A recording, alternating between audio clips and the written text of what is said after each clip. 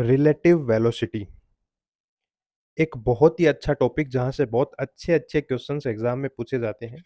तो आज इसे ही हम कंसेप्चुअली समझते हैं कि रिलेटिव वेलोसिटी होती क्या है। देखिए, जब भी कोई पार्टिकल मोशन करता है, किसी पार्टिकल की मोशन को डिफाइन करना होता है, तो हम किसी भी ऑब्जेक्ट का सहारा लेकर के बताते हैं कि ये मोशन में है या रेस्ट में है। मैंने जब आपको मोशन स्टार्ट की थी, वन डायमेंशन मोशन, वहाँ पे मैंने आपको बताया था कि मोशन है वो एक रिलेटिव प्रॉपर्टी है। किसी वस्तु के सापेक्ष ही हम बता सकते हैं कि कोई दूसरी वस्तु है वो गति कर रही है या नहीं कर रही है। अकेली वस्तु को देख कर के हम नहीं बता सकते कि वो गतिशील है या नहीं है। इसका मतलब ये एक सापेक्ष राशि होती है। वही कंसेप्ट हमें यहाँ पे यूज़ करना है कि रिलेटिव वेलोसिटी आखिर होती क्या है? जैसे हमने रिलेटिव मोशन आपको बताया था कि मोशन रिलेटिव होती है। तो मोशन का ही एक पार्ट होता है वेलोसिटी या उसका वेग किसी भी ऑब्जेक्ट का। तो वो भी हम किसी दूसरे ऑब्जेक्ट के रिलेटिवली ही डिफाइन करते हैं। कि एक ऑब्जेक्ट के सापेक्ष दूसरा ऑब्जेक्ट कितनी वेलोसिटी के साथ मोशन में है। तो रिलेटिव वेलोसिटी का कंसेप्ट हम तीनों डायमेंशन के लिए यूज़ करते हैं। मेनली जो अपने क्वेश्चन बनते हैं वो वन डायमेंशन मोशन और टू डायमेंशनल मोशन के होते हैं। तो आज इस वीडियो में हम रिलेटिव वेलोसिटी का कंसेप्ट वन डायमेंशनल मोशन के लिए समझेंगे। तो चलिए शुरू करते हैं अपने इस वीडियो को। अगर मैं आपको रिलेटिव वेलोसिटी के कंसेप्ट को डेली लाइफ के एग्जांपल से समझाना चाहूँ तो वो एग्जांपल होगा कि आप जब भी किसी गाड़ी, बस या ट्रेन के अंदर सफ़र करते हैं और दूसरी गाड़ी जब आपको ओवरटेक करती है, तब आप देखना कि अगर मान लीजिए आपकी गाड़ी है वो 50 किलोमीटर पर आवर की स्पीड से चल रही है और दूसरी जो ओवरटेक कर रही थी वो भी अब आपके बराबर आने के बाद में 50 किलोमीटर पर आवर की स्पीड से चलने लग गई है। इसका मतलब आपकी वेलोसिटी है वो क्या हो गई है दोनों की सेम। सेम वेलोसिटी होने के बाद में आप जो है वो उस दूसरे गाड़ी में जो व्यक्ति बैठा है उसे देखना, तो आप पाएँगे आपको ऐसा अनुभव होगा कि हम तो रेस्ट में हैं, ठीक है? जब आप दोनों एक-दूसरे को देखेंगे तो यही लगेगा कि हम तो रेस्ट में हैं, लेकिन जब आप अपोज़िट डायरेक्शन में पेड़-पौधों को देखेंगे, तब आपको लगेगा नहीं एक्चुअल में मैं तो मोशन में हूँ। यही तो रिलेटिविटी का कांसेप्ट है। एक तरफ तो आपको देखने पर लग रहा है कि मैं तो मोशन में हूँ और दूसरी तरफ आप अगर सेम वेलोसिटी से जो व्यक्ति ड्राइव कर रहा है गाड़ी को, उसको देखते हैं तो आपको लगता है कि नहीं हम तो रेस्ट में हैं या मैं तो रेस्ट में हूँ, ठीक है? तो यही कन्फ्यूज़न पैदा करती है relative velocity.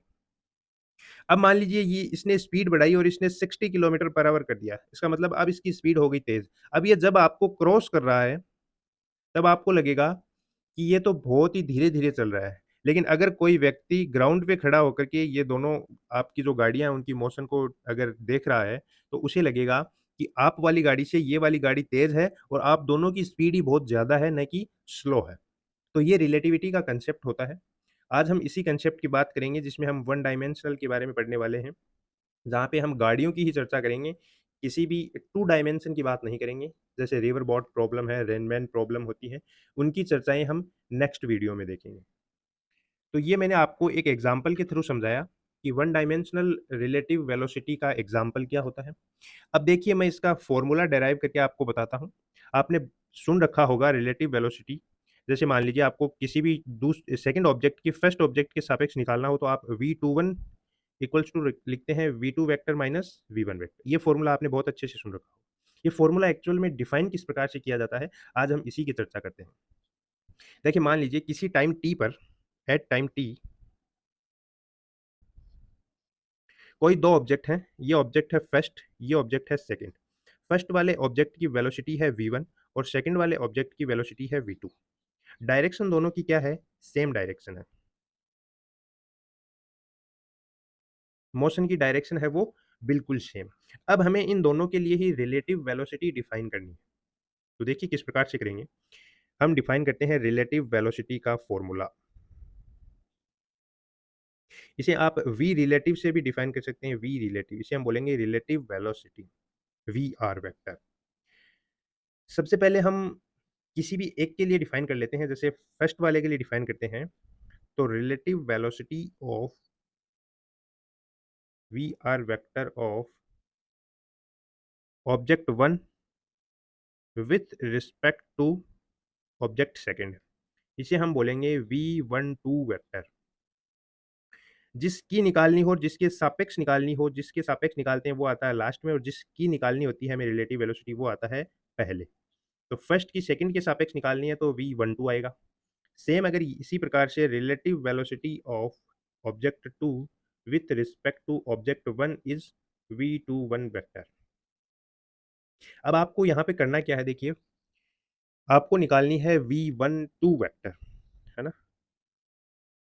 Relative velocity of object 1 with respect to object second. ये हम डिफाइन करते हैं, किस प्रकार करेंगे इसे, हम क्या बोलते हैं v12 वेक्टर। इस फर्स्ट की इस सेकंड के सापेक्ष अपने को निकालनी है, इसका मतलब यहाँ पे आएगा v1 vector minus v2 vector, ये फॉर्मूला होता है। सेम अगर इसी प्रकार से अगर हमें निकालनी हो relative velocity of second object with respect to object first, ये क्या होगी, इसे हमने अभी डिफाइन किया है, ये यहाँ पे देखिए, ये होगा v21 वेक्टर। जो फर्स्ट आता है उसको माइनस करते हैं, सॉरी उसको हम पॉजिटिव लेते हैं, और जो सेकंड आता है उसको उस फर्स्ट वाले से माइनस कर देते हैं, यही हमने यहाँ पे किया। तो यहाँ पे फर्स्ट कौन सी टर्म है, 2, इसका मतलब पहले आएगा v2 वेक्टर, माइनस करेंगे किसको, लास्ट वाली 1 को, तो ये आएगा v1 वेक्टर।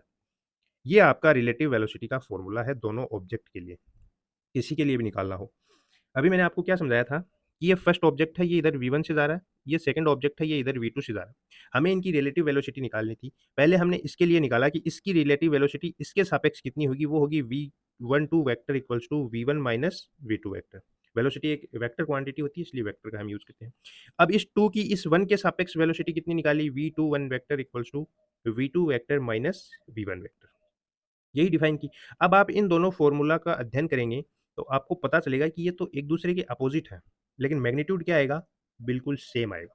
इसका मतलब यहाँ से हमें एक और कंक्लूजन निकल कर आ रहा है जो हमें याद रखना है। यहाँ से हमें मिलेगा v12 vector equals to minus का v21 वेक्टर। अब बोलेंगे कि सर ये कैसे निकल, अभी मैं समझाता हूँ आपको। यहाँ से आप देखिएगा, इसमें है v1 माइनस v2 वेक्टर। इस फॉर्मूले से आप देखिए, यहाँ से आप करिए कि v21 vector equals to, minus आप कॉमन लीजिए तो अंदर कितना बनेगा, माइनस, सॉरी माइनस आप बाहर से इंटू करेंगे, ये है v2 vector minus v1 vector. आपको क्या करना है, माइनस आप कॉमन लीजिए, माइनस कॉमन लेंगे तो ये प्लस का ये तो बन जाएगा माइनस का, तो ये तो बन गया v2 वेक्टर, ये माइनस का है तो ये बन जाएगा प्लस का, तो प्लस v1 वेक्टर। इसका मतलब v21 वेक्टर इक्वल्स टू हमें क्या मिला, v1 माइनस तो बाहर है, v1 vector minus v2 vector. अब आप यहाँ से देखिए v1 vector minus v2 vector कितना है, ये रहा, ये किसके बराबर है, ये बराबर है v12 वेक्टर के। इसका मतलब v21 वेक्टर इक्वल्स टू क्या मिलेगा, माइनस का v12 वेक्टर। इसे आप इस प्रकार से लिख दीजिए, चाहे आप इसे v12 vector equals to v21 vector minus ऐसे लिख दीजिए, जो मैंने यहाँ पे लिखा है, दोनों सेम ही चीज़ है। तो यहाँ से जो रिलेशन हमारे पास में आया इन दोनों की रिलेटिव वेलोसिटी से, वो यही आया कि इनका मैग्नीट्यूड तो होगा सेम। अरे भाई मैग्नीट्यूड तो सेम ही होगा ना, चाहे कोई सा ऑब्जेक्ट किसी भी ऑब्जेक्ट को क्रॉस करे या ना भी करे, तो उनका मैग्नीट्यूड तो सेम है, लेकिन डायरेक्शन क्या होती है, अपोजिट होती है। इसको भी हम समझेंगे अपोजिट किस प्रकार से होती है। इसका मतलब यहाँ से जो कंक्लूजन निकल के आया वो आएगा कि डायरेक्शन तो है अपोजिट, और मैग्नीट्यूड मैग्नीट्यूड रहता है इसका सेम। जैसे कोई भी एक ऑब्जेक्ट, एग्जांपल के थ्रू मैं आपको समझाता हूँ। ये है फर्स्ट ऑब्जेक्ट जो कि मोशन कर रहा है 50 किलोमीटर पर आवर की स्पीड से। ये है सेकंड ऑब्जेक्ट जो कि मोशन कर रहा है 90 किलोमीटर पर आवर की स्पीड से। डायरेक्शन यहाँ से आप देख पा रहे हैं, डायरेक्शन दोनों की क्या है, सेम डायरेक्शन है, एक ही दिशा में गति कर रहे हैं। एक ही दिशा में कर रहे हैं तो यहाँ पे आएगा माइनस, एक आएगा प्लस, उसका कंसेप्ट मैं आपको भी समझाने वाला। पहले जो हमने वन एक जो सेम डायरेक्शन का कंसेप्ट पढ़ा है उसको हम समझते हैं। अगर आपको इसकी रिलेटिव वेलोसिटी इसके रिलेटिवली निकालनी हो तो हम क्या करेंगे, हम करेंगे 50 माइनस 90, यही करेंगे, तो ये आ जाएगी आपकी v12 वेक्टर। अगर आपको इस सेकंड वाले ऑब्जेक्ट की इसके सापेक्ष निकालनी हो तो वो होगी v21 vector equals to v2 minus v1, और v2 कितना है 90 और v1 कितना है 50। तो इसकी वेलोसिटी कितनी आई, माइनस 40 किलोमीटर पर आवर, और इसकी कितनी आई 40 किलोमीटर पर आवर। ये जो माइनस साइन है ना, ये हमें डायरेक्शन बता रहा है कि जिस डायरेक्शन में इसकी रिलेटिव वेलोसिटी आएगी उसके अपोजिट डायरेक्शन में इसकी रिलेटिव वेलोसिटी आएगी। तो यहाँ से आप देख लीजिएगा कि मैग्नीट्यूड है वो दोनों का क्या आ रहा है, सेम आ रहा है, लेकिन डायरेक्शन क्या है, अपोजिट डायरेक्शन। ये अपोजिट डायरेक्शन यही बता रही है कि एक स्लो चल रही है, दूसरी फास्ट चल रही है। इसका मतलब आपको इसका कंसेप्ट अगर समझना है तो वो आप कुछ इस प्रकार से समझेंगे कि आप दोनों गाड़ियों में, मान लीजिए आप दो दोस्त बैठे हैं और आपको इनका रिलेटिवली अध्ययन करना है। अभी मैं इसका पूरा कंसेप्ट समझाता हूँ आपको। ये कार थी फर्स्ट, जो कि चल रही थी 50 किलोमीटर पर आवर की स्पीड से, ठीक है? और ये कार थी अपनी सेकंड, जो चल रही थी 90 किलोमीटर पर आवर। अब देखिए आप यहाँ से बैठ के देखिए देखेंगे ना इस गाड़ी में, तब आपको क्या लगेगी कि ये सेकंड जो वाली कार है, वो इधर ज़्यादा स्पीड से जा रही है और कितनी स्पीड से जा रही है 40 किलोमीटर पर आवर की, क्योंकि हमारी रिलेटिव वेलोसिटी यही निकल कर के आई थी। क्लियर है? और अगर आप इस वाली गाड़ी में बैठ कर के देखेंगे, देखिए ईस्ट डायरेक्शन लेते हैं हम, इसे हम लेते हैं पॉजिटिव डायरेक्शन और ये जो वेस्ट डायरेक्शन आएगी इसे हम लेते हैं नेगेटिव डायरेक्शन। तो अब आप जब इस सेकंड वाली गाड़ी में बैठ कर के देखेंगे, तो आपको क्या अनुभव होगा? आपको यही अनुभव होगा कि ये जो पीछे वाली गाड़ी है ना, ये -40 किलोमीटर या ऐसे बोल लीजिए कि 40 किलोमीटर पर आवर की स्पीड से इस डायरेक्शन में गति कर रही है, अपोज़िट डायरेक्शन में। और ये वाली डायरेक्शन क्या ली है अभी हमने? नेगेटिव। इसका मतलब इसकी वैल्यू कितनी आएगी? -40 किलोमीटर पर आवर। बस यही डिफरेंस होता है। इसीलिए एक में -40 किलोमीटर प्रति घंटा आता है और दूसरे में +40 किलोमीटर प्रति घंटा आता है। ये तो थी कि जब 2 ऑब्जेक्ट हैं, वो सेम डायरेक्शन में मोशन कर रहे हैं और तब उनकी रिलेटिव वेलोसिटी निकाली। जैसे अभी मैं दोबारा बता देता हूँ, फर्स्ट भी इसी में था और सेकंड भी इसी डायरेक्शन में गति कर रहा था, दोनों की वेलोसिटी v1, v2 थी। तो हमने रिलेटिव वेलोसिटी निकाल दी, v12 वेक्टर हमने निकाला, v1 vector minus v2 vector और v21 वेक्टर हमने निकाला, v2 vector minus v1 vector. अब जो सेकंड कांसेप्ट आता है, वो आता है अपोजिट डायरेक्शन का, कि ऑब्जेक्ट फर्स्ट है वो गति कर रहा है इस डायरेक्शन में v1 वेलोसिटी से और ऑब्जेक्ट सेकंड है वो इसके विपरीत या अपोजिट डायरेक्शन में गति कर रहा है v2 वेक्टर से। तो अब इसके लिए जो फ़ॉर्मूला आता है वो यही आता है कि V12 वेक्टर इक्वल्स टू आएगा V1 vector plus V2 vector. अब ये फ़ॉर्मूला किस प्रकार से आता है? तो ये जो ऊपर वाले आए हैं ना, इसी के कांसेप्ट से या इन्हीं की मदद से हम ये फ़ॉर्मूला डिराइव करते हैं, देखिएगा। ये डायरेक्शन ईस्ट वाली है और ये है वेस्ट। ईस्ट को हम लेते हैं पॉजिटिव डायरेक्शन और वेस्ट को हम लेते हैं नेगेटिव डायरेक्शन, क्योंकि ये अपोज़िट है। ये माइनस एक्स एक्सिस की ओर है, ये प्लस एक्स एक्सिस की ओर है। चलिए, ये था खेल डायरेक्शन का। इसमें पूरा रोल डायरेक्शन का होता है, इसे ही हम समझते हैं। हमें निकालना है V12 वेक्टर।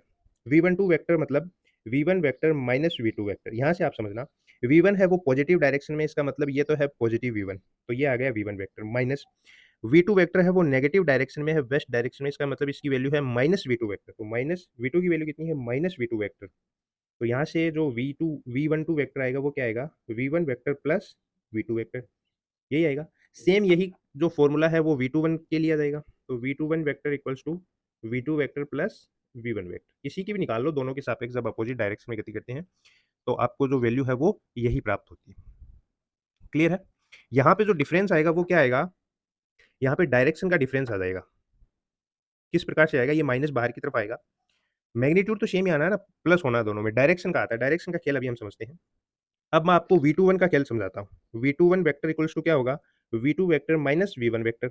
लगाओ, V2 वेक्टर कितना है? V2 वेक्टर है माइनस का V2 वेक्टर। भाई V2 वेक्टर है वो अपोजिट में है, इसकी वैल्यू कितनी है? Minus V2 vector. और V1 वेक्टर कितना है? पॉजिटिव, तो पॉजिटिव नेगेटिव को इंटू करेंगे तो नेगेटिव V1 वेक्टर। यहाँ से आप नेगेटिव कॉमन लेंगे तो कितना आएगा? V2 vector plus V1 vector. आ गया? यही मैंने यहाँ पे इस फॉर्मूले में आपको समझाया। तो ये अपोजिट डायरेक्शन के लिए कंसेप्ट है। अगर आपको सेम डायरेक्शन के लिए निकालना हो तो आपको करना होगा माइनस, और अगर अपोजिट डायरेक्शन के निकालना हो तो आपको करना होगा दोनों को ऐड। ये कंसेप्ट आपको याद रखना है कि फर्स्ट ऑब्जेक्ट भी इधर ही गति कर रहा है और सेकंड भी इधर ही गति कर रहा है, तब तो आपको माइनस करना होगा एक में से दूसरा। अगर दोनों अपोजिट में है, फर्स्ट जा रहा है ईस्ट में, सेकंड जा रहा है वेस्ट में, नॉर्थ ईस्ट भी हो सकता, नॉर्थ साउथ भी हो सकता है, ईस्ट वेस्ट भी हो सकता है, दायां बायां भी हो सकता है, ऊपर नीचे भी हो सकता है। ये सभी क्या है? Opposite direction. इस कंडीशन में आपको दोनों को करना होगा ऐड। ये कंसेप्ट था अपना रिलेटिव वेलोसिटी का, जो कि हमने वन डायमेंशनल मोशन के लिए पढ़ा है। अब देखिए कुछ केसेस में आपको डिस्प्लेसमेंट भी पूछ लिया जाता है, कि जैसे मान लीजिए ये दोनों ऑब्जेक्ट सेम डायरेक्शन में गति कर रहे हैं। ये ऑब्जेक्ट पीछे से ज़्यादा स्पीड से चलता हुआ आ रहा है और ये आगे चल रहा है जो कि कम स्पीड से, तो आपको पूछ लिया जाता है कि या तो हमें वो समय बताइए, जैसे ये कंडीशन होती है कि फर्स्ट ऑब्जेक्ट यहाँ पे होता है, ये मान लीजिए गति कर रहा है 90 किलोमीटर पर आवर से। सेकंड ऑब्जेक्ट यहाँ पे ये गति कर रहा है 50 किलोमीटर पर आवर से। अब आपको पूछ लिया जाता है, या तो हमें वो समय बताइए जब दोनों ऑब्जेक्ट बराबर होंगे या ओवरटेक करने वाले होंगे। तो या तो आपको टी पूछ लिया जाता है, या आपको ये समय दे दिया जाता है कि इतने सेकंड या इतने मिनट के बाद में ये एक-दूसरे को ओवरटेक करेंगे, तो हमें इनके बीच की वो डिस्टेंस बताइए, जो कवर करने के बाद में ये ओवरटेक करेंगे। मान लीजिए ये यहाँ पर आकर के एक-दूसरे के बराबर हो जाते हैं, तो ये जो अक्स पूछते हैं ना, ये डिस्प्लेसमेंट, ये बताइए हमें कि फर्स्ट कितनी दूरी तय करेगा, या आपको पूछ लिया जाता है कि ये सेकंड यहाँ तक पहुँचने में कितनी डिस्टेंस कवर करेगा या डिस्प्लेसमेंट कवर करेगा। तो ये 2 कांसेप्ट और अपने डिस्प्लेसमेंट से रिलेटेड आ जाते हैं, जहाँ पे या तो आपको ओवरटेक का टाइम पूछ ले या ओवरटेक करने से पहले वो कितनी डिस्टेंस या डिस्प्लेसमेंट कवर करते हैं। तो चलिए इसको भी समझते हैं। देखिए हम एक्स एक्सिस के अकॉर्डिंग 2 ऑब्जेक्ट का अध्ययन करते हैं। मैं अलग-अलग ले रहा हूँ, सेम जो उनकी जो डिस्टेंस होगी वो हम सेम लेंगे। ये एक एक्सिस है, ये दूसरी है। ये ऐसे मान लीजिए कि आप एक ही एक्सिस के अकॉर्डिंग मैं अध्ययन कर रहा हूँ, दोनों पैरेलल हैं तो आप दोनों को एक समझ सकते हैं। और ये जो है वो इनका डिवाइडेशन एरिया कर देते हैं कि ये है ओरिजिन पॉइंट, यहाँ पे है 0, ठीक है? तो ये 0 वाला ओरिजिन पॉइंट है। यहाँ से हम इधर चलेंगे तो ये हो गया आपकी पॉजिटिव डायरेक्शन और ये होगी नेगेटिव डायरेक्शन। देखिए, यहाँ से आप पूरा खेल समझिएगा इसका। ये है ऑब्जेक्ट 1, ऑब्जेक्ट नंबर 1 यहाँ पे है और ये जो फिलहाल जिस पोजीशन पर है उसे हम मान लेते हैं कि ये x1 पोजीशन है इसकी। ये है ऑब्जेक्ट सेकंड और इसकी पोजीशन है x2, कुछ भी हो सकती है। x1 x2 बराबर भी हो सकती हैं या आगे पीछे भी हो सकती हैं। जैसे मान लीजिए कि ये फर्स्ट है वो यहाँ पे ओरिजिन पर हो स्टार्टिंग में at t equals to 0 time पर, या x1 पर हो कुछ डिस्टेंस 0 से आगे। तो वो हम जो भी वैल्यू हमें मिलेगी उसे हम पुट कर देंगे। तो पहले हम 0 ना लेकर के हम कुछ वैल्यू लेते हैं ताकि हमें एक सटीक फ़ॉर्मूला प्राप्त हो। फिर हम उसके अंदर अगर हमें दिया हुआ कि वो स्टार्टिंग में ओरिजिन पर है तो हम x1 की जगह 0 पुट कर देंगे, तो अपने को आंसर मिल जाएगा। तो इस फ़ॉर्मूले में आपको कोई कन्फ्यूज़न नहीं होगा। बिल्कुल बेसिक और ओरिजिनल फ़ॉर्मूला बता रहा हूँ मैं आपको। तो एट t इक्वल्स टू 0 पर जो दोनों की पोज़ीशन है वो ये है कि फर्स्ट जो है वो x1 पर है, सेकंड है वो x2 पर है। एट टाइम t की बात करते हैं हम, at time T. Time T पे जो पोजीशन है वो कुछ इस प्रकार से है कि फर्स्ट है वो मोशन करता हुआ x1 डैश पोजीशन पर आ जाता है और सेकंड है वो आ जाता है x2 डैश पोजीशन पर। क्लियर है? अब देखिए एक चीज़ जो हमने डिफाइन नहीं की वो थी कि फर्स्ट ऑब्जेक्ट की वेलोसिटी थी v1 और सेकंड ऑब्जेक्ट की वेलोसिटी थी v2। ये सेम रहती है पूरी मोशन में। इसका मतलब जब टाइम t पर अध्ययन करेंगे तब भी इनकी वेलोसिटी कितनी होगी, v1 और v2 वेलोसिटी होगी। अब आपसे ये पूछा जा सकता है कि या तो आप मुझे फर्स्ट ऑब्जेक्ट का डिस्प्लेसमेंट बता दीजिए या आप मुझे सेकंड ऑब्जेक्ट का डिस्प्लेसमेंट बता दीजिए, या मैं ऐसे पूछ सकता हूँ कि एट टाइम टी पर सेकंड ऑब्जेक्ट का मुझे जो डिस्प्लेसमेंट है वो बताइए फर्स्ट ऑब्जेक्ट के सापेक्ष। Find out the displacement of object second with respect to object first. तो ये 3 टाइप के प्रश्न पूछे जा सकते हैं आपको। आप सेकंड का फर्स्ट के सापेक्ष बता दीजिए, या फर्स्ट का सेकंड के सापेक्ष बताइए, मैग्नीट्यूड तो सेम ही आना है ना, डायरेक्शन का फ़र्क है केवल। तो ये 3 टाइप के क्वेश्चन बनते हैं और तीनों टाइप का हम अभी डिटेल से अध्ययन करते हैं। तो देखिएगा, आपको पहले ये पूछा जा सकता है कि हमें आप x1 डैश की वैल्यू बताइए और x2 डैश की वैल्यू बताइए। इसका मतलब एट टाइम t पर फर्स्ट पार्टिकल ने कितना डिस्प्लेसमेंट कवर कर रखा है वो बताइए और एट टाइम t पर सेकंड ऑब्जेक्ट ने कितना डिस्प्लेसमेंट कवर कर रखा है वो बताइए। तो दोनों की वैल्यू निकालते हैं हम। तो हमें x1 डैश मिलेगा। x1 देखिए, x1 डैश है वो यहाँ तक की डिस्टेंस होगी, या जिसे आप डिस्प्लेसमेंट बोल दीजिए। वेक्टर क्वांटिटी है वेलोसिटी, तो डिस्प्लेसमेंट से रिलेटेड होती है। ये कितना है? तो ये 0 से लेकर के x1 है और x1 से लेकर के x2 तक, x1 डैश तक की डिस्टेंस है। तो पहली जो इसकी इनिशियल पोजीशन थी वो कितनी थी? यहाँ सेंटर से x1, तो एक तो डिस्टेंस आ गई कि x1 प्लस। सेकंड अब हम बात करते हैं कि इसकी वेलोसिटी की। अब देखिए x1 से ये वेलोसिटी गेन करता है v1 और जाता है x1 डैश तक। और मान लीजिए यहाँ पे टाइम हमने कितना माना है t। डिस्टेंस क्या होती है? डिस्टेंस या डिस्प्लेसमेंट होता है d equals to v into T, velocity into time, यही होता है। तो वेलोसिटी यहाँ पे कितनी है फर्स्ट ऑब्जेक्ट की? v1 इंटू टाइम कितना लग रहा है? t। तो x1 डैश की वैल्यू कितनी आएगी? x1 plus v1t।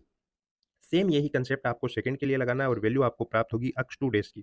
देखिए इनिशियली इसकी जो पोजीशन है वो कितनी है? x2, कोई मोशन नहीं है, स्टार्टिंग पोजीशन है। तो इतना तो इसने पहले ही डिस्प्लेसमेंट कवर कर रखा है। प्लस यहाँ से ये x2 पोजीशन से चल करके x2 डैश पोजीशन तक जा रहा है। इसमें इसकी वेलोसिटी है v2 और टाइम लग रहा है इसको t। तो डिस्टेंस कितनी होगी? Velocity into time, v2 into T. ये 2 फॉर्मूले हमें प्राप्त हुए, जो मैंने आपको बताया था कि हमें 2 चीज़ें निकालनी है, x1 डैश और x2 डैश। अब इन्हीं की सहायता से हम रिलेटिव डिस्प्लेसमेंट डिफाइन करेंगे। जैसे आपको पूछ लिया जाए कि displacement of object second with respect to object first क्या होगा? तो वो होगा x21 डैश, है ना? एट टाइम t की बात कर रहे हैं हम, एट टाइम t। तो x21 डैश कितना होगा? x2 dash minus x1 dash. अब यहाँ पे जो वैल्यू हमने निकाली है वो पुट कर दो और आपको रिलेटिव डिस्प्लेसमेंट प्राप्त हो जाएगा। तो यहाँ से हम x21 डैश इक्वल्स टू हम पुट करेंगे, x2 कितना आया था? ये देखिए यहाँ पे है, ये है x2 plus v2t minus x1 कितना आया था? x1 minus v1t। तो x21 डैश हमें मिलेगा x2 माइनस x1 और plus v2 minus v1 into T, यही मिला। ये फॉर्मूला आपको याद रखना है। ये है relative relative displacement. Relative displacement का ये फॉर्मूला है। यानी रिलेटिव डिस्प्लेसमेंट निकालना हो तो फर्स्ट आपको क्या करना होगा, दोनों की जो इनिशियल पोजीशन है उनका माइनस करना होगा, और सेकंड आपको जो इनकी वेलोसिटी का डिफरेंस है उसको इनटू करना होगा टाइम के साथ, तो आपको जो डिस्प्लेसमेंट है वो प्राप्त होगा। अब देखिए यहीं से वो दोनों केस बनते हैं कि कोई भी दो ऑब्जेक्ट है वो एक दूसरे को ओवरटेक करेंगे या नहीं करेंगे। उसकी कंडीशन कब बनती है, जब मान लीजिए कि फर्स्ट ऑब्जेक्ट ये है और सेकंड ऑब्जेक्ट ये है। ये मोशन कर रहा है v1 से और ये मोशन कर रहा है v2 से। इनिशियल पोजीशन पहले मान लीजिए दोनों की सेम थी। अब आपको बोला जाता है कि फर्स्ट कंडीशन हमें इस फॉर्मूले से दी हुई हो, वो होगी v1 इक्वल्स टू v2, यानी दोनों की वेलोसिटी सेम है। तो क्या अब ये एक दूसरे को ओवरटेक करेंगे? नहीं। आप यहाँ पे पुट कीजिए v1 इक्वल्स टू v2, ये तो हो गई 0। डिस्टेंस कितनी बची? तो जो डिस्प्लेसमेंट है वो कितना बचा? x2 minus x1। x2 minus x1 मतलब इनिशियल पोजीशन दोनों की सेम थी, इसका मतलब पूरी टर्म 0। पूरी term 0, x2 minus sorry x2 1 dash, अगर हमें 0 प्राप्त हो रहा है इसका मतलब दोनों की जो रिलेटिव डिस्प्लेसमेंट है वो 0 है। तो आप कहीं पे भी अध्ययन कर लीजिए, जिस पोजीशन पर फर्स्ट पार्टिकल होगा उसी पर ही सेकंड पार्टिकल हमें प्राप्त होगा। जैसे मान लीजिए t इक्वल्स टू 0 पर ये x इक्वल्स टू 0 पर थे, तो t equals to t time पर ये मान लीजिए x इक्वल्स टू 3 मीटर पर होंगे, तो दोनों ही इस 3 मीटर पर ही होंगे, कोई भी एक आगे पीछे नहीं होगा। लेकिन अगर आपको कंडीशन ये दे दे कि आपको या तो दे दे कि v1 ग्रेटर देन v2 है, या आपको दे दे कि v2 ग्रेटर देन v1 है, तो यहाँ पे है वो ओवरटेक या क्रॉस की संभावनाएं बनती हैं, और यहीं से क्वेश्चन पूछा जाता है कि कोई ऑब्जेक्ट है वो इसे ओवरटेक कर पाएगा या नहीं कर पाएगा। कर पाएगा तो कितने समय में करेगा, और कितना डिस्प्लेसमेंट कवर करने के बाद में कर पाएगा। तो इन सब चीजों को अभी हम समझते हैं। आपको देखिएगा दो ऑब्जेक्ट दिए हुए हैं, ये है अपनी एक्स एक्सिस, ये इसका ओरिजिन पॉइंट है 0। आपको दिया हुआ है कि ये फर्स्ट ऑब्जेक्ट है, ये वाला, इसकी इनिशियल पोजीशन है वो है 10 मीटर। इसका मतलब ये हमें क्या दिया हुआ है, x1 दिया हुआ है, और इसकी वेलोसिटी हमें दी हुई है 20 मीटर पर सेकंड। सेकंड अपना जो ऑब्जेक्ट है, इसकी जो इनिशियल पोजीशन जिसे हम x2 से डिफाइन करते हैं वो दी हुई है 40 मीटर। इसका मतलब ये x1 सॉरी फर्स्ट पार्टिकल से आगे होगा 30 मीटर, डिफरेंस होगा दोनों का। और इसकी जो इनिशियल वेलोसिटी दे रखी है वो दे रखी है 10 मीटर पर सेकंड।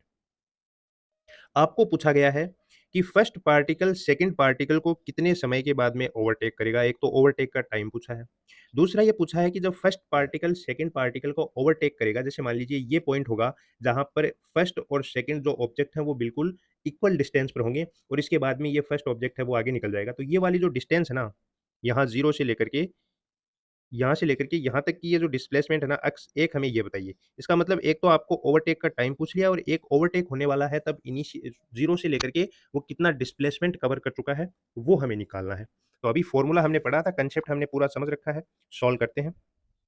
फॉर्मूला क्या निकाला था हमने रिलेटिव डिस्प्लेसमेंट का, वो था x21 dash equals to x2 minus x1 plus v2 minus v1 into T. देखिए वीडियो रिकॉर्डेड क्लास का यही फ़ायदा होता है कि हमें बार-बार चीज़ें दोहरानी नहीं पड़ती हैं।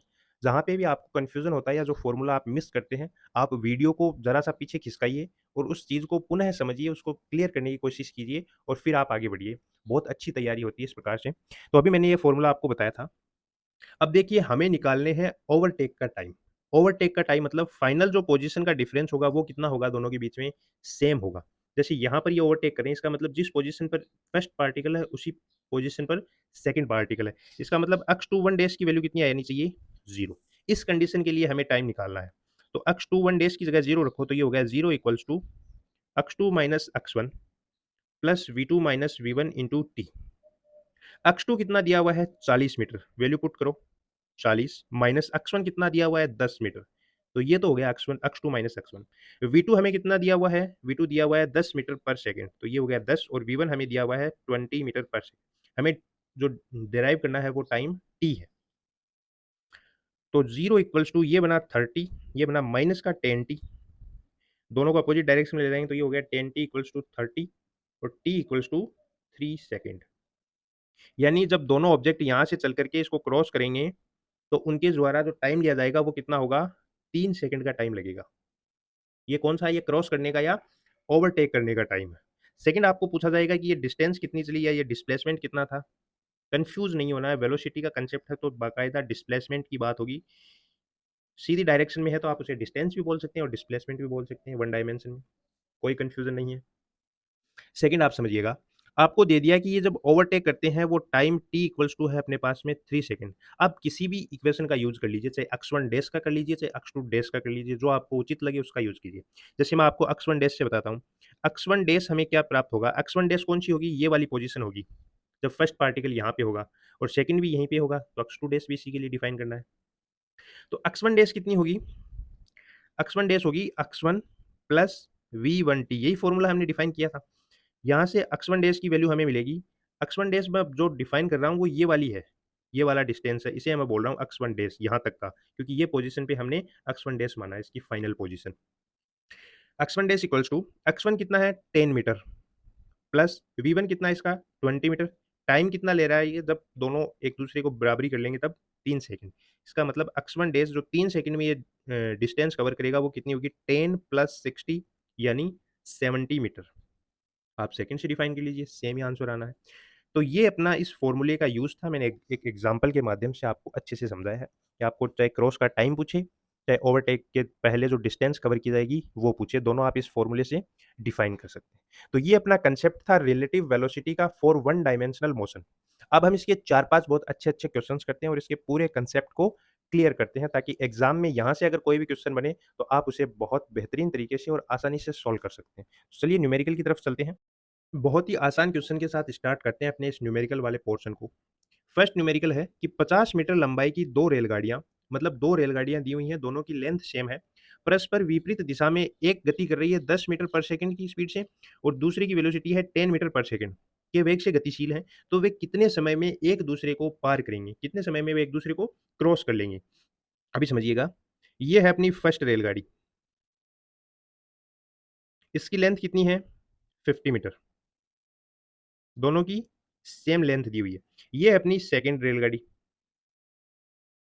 इसकी लेंथ भी कितनी है? 50 मीटर। क्लियर है? फर्स्ट की जो स्पीड है वो अपने को दे रखी है 10 मीटर पर सेकंड और सेकंड की जो स्पीड दे रखी है वो दे रखी है हमें 15 मीटर पर सेकंड। यहाँ पे दोनों अपोजिट डायरेक्शन में गति कर रही हैं, उस टाइम पे इन दोनों का क्रॉस करने का टाइम निकालना है हमें। अब देखिएगा जब ये एक दूसरे को क्रॉस करेंगी तो वो टोटल डिस्टेंस कितनी होगी? वो डिस्टेंस होगी 50 प्लस 50 यानी 100 मीटर। अरे भाई 50 मीटर ये चल करके इधर जाएगी, 50 मीटर ये चल करके इधर आएगी, तभी तो ये ओवरटेक होगा। कैसे होगा अभी समझिएगा। ये जैसे फिलहाल इस कंडीशन में थी, ओवरटेक का मतलब कब होगा? जब ये जो सेकंड वाली है वो तो आ जाएगी यहाँ पे। ये तो होगी सेकंड वाली जो इधर गति कर रही होगी और ये वाली होगी फर्स्ट क्रॉस करने के बाद में जो कि होगी इधर। इसका मतलब 50 मीटर तो ये वाली इधर से इधर आ गई और ये वाली 50 मीटर इधर से इधर आ गई, तो टोटल डिस्टेंस कवर हुई वो कितनी हुई? 100 मीटर हो गई। दूसरी बात, हमें निकालना है टाइम। मैंने फॉर्मूला बताया था, डिस्टेंस इक्वल्स टू होता है वेलोसिटी इनटू टाइम। हमें यहाँ पे डिस्टेंस और वेलोसिटी हमें पता है, जो नहीं पता है वो हम कर लेंगे। हमें जो कैलकुलेट करना है वो टाइम करना है और टाइम क्या होगा? Distance upon velocity. अब देखिए डिस्टेंस तो हमने डिफाइन कर ली कि 100 मीटर है। वेलोसिटी डिफाइन करनी है। वेलोसिटी डिफाइन करने का मतलब यहाँ पे हम लेंगे रिलेटिव वेलोसिटी की बात कर रहे हैं। रिलेटिव वेलोसिटी, दोनों ऑब्जेक्ट सेम डायरेक्शन में है या अपोजिट डायरेक्शन में? अपोजिट डायरेक्शन में। अपोजिट अपोजिट डायरेक्शन में इसका मतलब जो रिलेटिव आएगी वो क्या आएगी? v1 plus v2। यही तो मैंने समझाया। v1 प्लस v2 करेंगे तो v रिलेटिव आएगा अपने पास में 10 प्लस 15 इक्वल टू 25 मीटर पर सेकंड। अब तो कुछ बचा ही नहीं है न्यूमेरिकल में, वैल्यू पुट कर दो। तो t equals to distance upon velocity. Distance है 100 मीटर, वेलोसिटी है 25 मीटर पर सेकंड, तो ये कितना आ गया? 4 सेकंड। 4 सेकंड में ये एक दूसरे को ओवरटेक कर लेंगे। सेकंड न्यूमेरिकल है कि पुलिस की एक जीप 45 किलोमीटर प्रति घंटा की चाल से चोर की जीप का जो कि 153 किलोमीटर प्रति घंटा की चाल से जा रही है उसका पीछा कर रही है। पुलिस द्वारा 180 मीटर प्रति सेकंड के वेग से गोली दागी जाती है, तो यह चोरों की जीप से किस वेग से टकराएगी? यानी हमें बुलेट की रिलेटिव वेलोसिटी बतानी है, किसके रिलेटिवली? चोरों की जीप के रिलेटिवली। तो चलिए सॉल्व करते हैं इसे। ये है अपनी पुलिस की जीप और ये है चोर की जीप। ठीक है, पुलिस वाली जीप चल रही है 45 किलोमीटर प्रति घंटा की स्पीड से और यहाँ से ये बुलेट दागते हैं, ये होगी बुलेट की स्पीड, वेलोसिटी वो कितनी होगी? 180 मीटर पर सेकंड। यहाँ पे आप देखिएगा ऑप्शन में आपको मीटर पर सेकंड में निकालना है। मीटर पर सेकंड में निकालना है, इसका मतलब ये वाला जो किलोमीटर प्रति घंटा दे रहा है इसे हम चेंज करेंगे मीटर प्रति सेकंड में। तो किलोमीटर प्रति घंटा को मीटर प्रति सेकंड में गुणा करने के लिए हम चेंज करने के लिए हम गुणा करते हैं 5/18 से। तो इसे जब हम सॉल्व करेंगे तो इसकी वैल्यू हमें मिलेगी 12.5 मीटर पर सेकंड। सेकंड आपको दे रखा है कि चौर की जीप है वो चल रही है 153 किलोमीटर प्रति घंटा। इसे भी चेंज करो मीटर प्रति सेकंड में, तो 5/18 से गुणा करेंगे तो इसकी वैल्यू आएगी लगभग लगभग 42.5 मीटर पर सेकंड। ये पूरा खेल दिया हुआ है हमें क्वेश्चन में। हमें सॉल्व करके निकालना है बुलेट की relative velocity with respect to jeep, वो भी किसकी? चोर की जीप के। तो चलो कैलकुलेट करते हैं। सबसे पहले हमें इस बुलेट की इफेक्टिव वेलोसिटी निकालनी होगी, तो हम ज्ञात करेंगे इफेक्टिव वेलोसिटी ऑफ बुलेट, जिसे हम बोल देते हैं वीबी, है ना? बुलेट की वेलोसिटी। बुलेट की वेलोसिटी कितनी होगी? ये गन से दागी जाती है तब तो इसकी वेलोसिटी है 180 मीटर प्रति सेकंड, और इसके साथ-साथ में ये गन है वो जीप पर रखी हुई है और उसकी वेलोसिटी है 12.5 मीटर प्रति सेकंड। तो दोनों की मिलाकर के इस गन की टोटल वेलोसिटी होगी वो कितनी होगी? 180 प्लस 12.5, यानी वीबी हमें प्राप्त होगा 192.5 मीटर प्रति सेकंड। ये तो वेलोसिटी है बुलेट की। और जीप की हमें दे रखी है वीसी या चौर की, मान लीजिए आप, ये दे रखी है हमें 42.5 मीटर प्रति सेकंड। अब हमें जो कैलकुलेट करना है वो बुलेट की रिलेटिव वेलोसिटी है विथ रिस्पेक्ट टू चौर की जीप, है ना? तो velocity of bullet with respect to jeep of चौर, वो क्या आएगी? Equals to V bullet. हमें निकालना क्या है? बुलेट की वेलोसिटी। इसका मतलब पहले बुलेट की वेलोसिटी आएगी वो कितनी है? 192.5, उसमें से माइनस होगी किसकी वेलोसिटी? चोर की जीप की, वो कितनी है? 42.5। तो यहाँ से जो रिलेटिव वेलोसिटी हमें प्राप्त होगी बुलेट की चोर की जीप के सापेक्ष, वो होगी 150 मीटर प्रति सेकंड।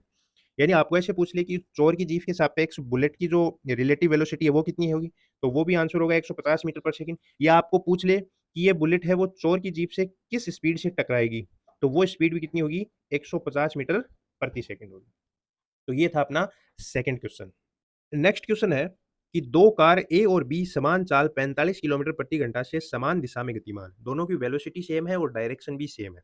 यदि एक तीसरी कार सी विपरीत दिशा से 36 किलोमीटर प्रति घंटा की चाल से आते हुए दोनों कारों को 5 मिनट के अंतराल में मिलती है, तब दोनों कारों ए और बी के मध्य दूरी होनी चाहिए। दूरी हमें पूछी है किलोमीटर में। क्वेश्चन क्या है? क्वेश्चन को आप समझिएगा। क्वेश्चन ये बोल रहा है कि एक तो कार है अपने पास में ए और दूसरी कार है बी, दोनों सेम डायरेक्शन में गति कर रही हैं सेम वेलोसिटी के साथ 45 किलोमीटर प्रति घंटा, और बी की भी है 45 किलोमीटर पर आवर। सेकंड आपको बोल रहा है कि एक कार, तीसरी कार है सी, वो आ रही है विपरीत दिशा से और उसकी वेलोसिटी है 36 किलोमीटर प्रति घंटा या प्रति पर आवर। आपको कहा गया है कि ये कार बी से मिलती है और उसके बाद में मिलती है ए से। इसका मतलब पहले कार बी आगे है, कार ए पीछे है, या ए आगे हो बी पीछे हो, हमें कोई मतलब नहीं है। हमें ये बोला गया है कि दोनों कारों से मिलती है तब इसको 5 मिनट का समय लगता है। यानी जब ये यहाँ से लेकर के यहाँ तक जाती है तो इसे टाइम लगता है 5 मिनट। सेकंड बात, आपको यहीं से ध्यान रखना, आपको आंसर पूछा है किलोमीटर में। आंसर किसमें पूछा आपको? किलोमीटर में। किलोमीटर में इसका मतलब यहाँ से हमें इसको मिनट को बदलना होगा घंटे में। घंटे में बदलने के लिए हम भाग लगाएँगे 60 का, तो यहाँ पे आंसर आएगा 1/12 आवर। इतने समय में ये एक दूसरे जो दोनों कारें हैं उन्हें क्रॉस कर पाती है। अब देखिएगा जिस डिस्टेंस स्टार्टिंग में है दोनों के बीच की, ए और बी की, जैसे मान लीजिए अक्ष डिस्टेंस पर थी, तो ये आप चाहे कितने भी टाइम के बाद में देख लीजिए, इनके बीच की डिस्टेंस अक्स है वो सेम ही मिलेगी। क्यों? क्योंकि दोनों की वेलोसिटी है वो सेम है और डायरेक्शन भी सेम है। सेम वेलोसिटी, सेम डायरेक्शन में गति कर रही है ऑब्जेक्ट के बीच की जो डिस्टेंस है वो हर टाइम पर सेम ही होती है। तो हमें ये अक्स कैलकुलेट करना है कि ए और बी के बीच की डिस्टेंस जो अक्स है वो कितनी होगी। तो क्वेश्चन बोलेगा फाइंड आउट द अक्स। अक्स निकालो। तो सबसे पहले हमें जो करना है वो यही है कि हमें रिलेटिव वेलोसिटी पता होनी चाहिए। किसकी? इस कार सी की। किसके सापेक्ष? चाहे तो बी के सापेक्ष निकालो, चाहे ए के सापेक्ष निकाल लो, दोनों में एक ही बात है। क्योंकि सेम डायरेक्शन में गति कर रही हैं और सेम वेलोसिटी से गति कर रही हैं। तो हम यहाँ पे सबसे पहले कैलकुलेट करेंगे velocity of car C with respect to A और बी। चाहे तो ए के सापेक्ष कर लो, चाहे बी के सापेक्ष। रिलेटिव वेलोसिटी निकाल रहे हैं, दोनों की मोशन किस प्रकार से हैं, ए और बी जा रहे हैं इधर, सी जा रहा है इधर, इसका मतलब ऑपोजिट। और ऑपोजिट में हम करते हैं v1 प्लस v2। तो जो स्पीड ए या बी में से किसी एक की ले लो और सी की ले लो, तो 45 प्लस 36 कितना हो गया, 81 किलोमीटर पर आवर है। यह रिलेटिव वेलोसिटी है किसकी, सी की, जिसे हम वी आर सी से डिनोट कर सकते हैं, relative velocity of C with respect to A या बी में से कोई भी एक ले लो। सेकंड बात, सेकंड हमें क्वेश्चन में ये दे दिया कि ये 5 मिनट में एक दूसरे को, जब दोनों को गाड़ियों को मिलती है वो अंतराल हमें 5 मिनट दिया हुआ है। इसका मतलब ये बी थी, यहाँ से लेकर के ये ए तक जाएगी तो इसको टाइम लगेगा 5 मिनट, जिसको हमने घंटे में बदल लिया, ये आ गया 1/12 आवर, इतना टाइम लगता है। तो हमें ये डिस्टेंस निकालनी है। डिस्टेंस क्या होती है, वेलोसिटी इंटू टाइम, लगा दो। डिस्टेंस अक्स निकालनी है, वो क्या होगा, वेलोसिटी इंटू टाइम। वेलोसिटी कौन सी होगी, रिलेटिव वेलोसिटी, वैल्यू कितनी है 81। टाइम, टाइम हमें दे रखा है 5 मिनट लगता है, यानी 1/12 आवर। तो ये हमें जो अक्स मिलेगा वो कितना मिलेगा, 81 को डिवाइड करेंगे 12 से तो ये आएगा 6.75 किलोमीटर। यानी ए और बी के बीच की जो डिस्टेंस होगी वो होगी 6.75 किलोमीटर। ऑप्शन ए करेक्ट होगा इसमें। तो ये पूरा खेल होता है रिलेटिव वेलोसिटी का। इसके साथ साथ में एक न्यूमेरिकल और देख लेते हैं हम। अगला न्यूमेरिकल है कि एक एक्सप्रेस रेलगाड़ी v1 वेग से गति कर रही है। गाड़ी का ड्राइवर देखता है कि एक अन्य रेलगाड़ी उसी पथ पर और उसी दिशा में v2 वेग से गतिशील है। गाड़ियों की टक्कर से बचाने के लिए ब्रेक लगाने पर जो उत्पन्न मंदन है वो ए है। तो गाड़ियों की टक्कर रोकने में लगने वाला न्यूनतम समय होगा। आपको दिया हुआ है कि ये एक रेलगाड़ी है, फर्स्ट रेलगाड़ी है, इसकी वेलोसिटी है v1। इसी रेल पटरी पर दूसरी रेलगाड़ी चल रही है, इसकी आगे आगे इधर ही v2 वेलोसिटी से ये दूसरी रेलगाड़ी है। ठीक है, दोनों सेम डायरेक्शन में जा रही हैं। यहाँ पे टक्कर से बचाना है, इसका मतलब आपको साफ साफ दिया हुआ है v1 ग्रेटर देन दिया हुआ है v2 से। इसका मतलब पीछे वाली है वो तेज रफ्तार से चलती हुई आ रही है। अब ड्राइवर को लगता है कि अब टकराएंगे दोनों, तो ड्राइवर क्या करता है, ड्राइवर लगाता है ब्रेक, और ब्रेक लगाने से उत्पन्न होता है अवमंदन या मंदन, और मंदन वो लगाता है ए का। डी एक्सेलरेशन बोलते हैं हम इसे। एक्सेलरेशन वाले टॉपिक में मैंने इसका पूरा कंसेप्ट आपको समझा रखा है। तो इसने ब्रेक लगाया, ब्रेक लगाने से डी एक्सेलरेशन हुआ ए। अब आपको पूछा है कि टक्कर रोकने में लगने वाला न्यूनतम समय कितना होगा, टी हमें ज्ञात करना है कि टक्कर ना हो। इसका मतलब अगर ये ब्रेक लगा करके इस v1 वेलोसिटी को इतना कम कर दे कि ये v1 वेलोसिटी v2 वेलोसिटी के बराबर हो जाए, कम से कम यही कंडीशन हो, तब टक्कर नहीं हो सकती। जैसे मान लीजिए कि पहले ये वाली कार जो रेलगाड़ी थी और ये वाली रेलगाड़ी थी, इसके बीच की डिस्टेंस थी मान लीजिए 100 मीटर, और ये भागी हुई आ रही है v1 वेलोसिटी से, और ये थोड़ी इससे कम स्पीड v2 से चल रही है। अब ड्राइवर देखता है कि यार ये तो टकराएगी, ये पक्का ठुकेगी आज। अब ये क्या करता है, ब्रेक लगाता है, और ब्रेक लगाने के बाद में ये इतना ब्रेक लगाता है या इतना मंदन करता है, कम से कम इसे इतना लगाना होगा कि एक कंडीशन ऐसी आई कि v1 इक्वल्स टू v2 हो जाए। जैसे मान लीजिए ये ब्रेक लगा करके इतना नज़दीक आ जाता है, और इस कंडीशन में जो v1 वेलोसिटी है उसके लिए v1 इक्वल्स टू v2 हमें प्राप्त होता है। यानी जिस स्पीड से ये सेकंड चल रही है उसी स्पीड से फर्स्ट वाली चलने लगती है, और बीच की डिस्टेंस हो जाती है इनके मान लीजिए 20 मीटर। तो अब दोनों की वेलोसिटी सेम है, दोनों सेम डायरेक्शन में गति कर रहे हैं, इसका मतलब अब इनके बीच की ये जो डिस्टेंस है वो 20 मीटर ही बनी रहेगी, इससे कम नहीं होगी, ना इससे ज़्यादा होगी। हो सकता है कि ये ज़्यादा ब्रेक लगा दे तो ये डिस्टेंस फिर वापस बढ़ना स्टार्ट हो जाए, लेकिन इससे कम नहीं होगी। तो हमें वही टाइम याद करना है कि जब v1 इक्वल्स टू v2 हो जाए, कब, जब वो ए मंदन लगा रहा है तब। तो ये टाइम हमें निकालना है, v1 इक्वल्स टू हमें v2 करना है।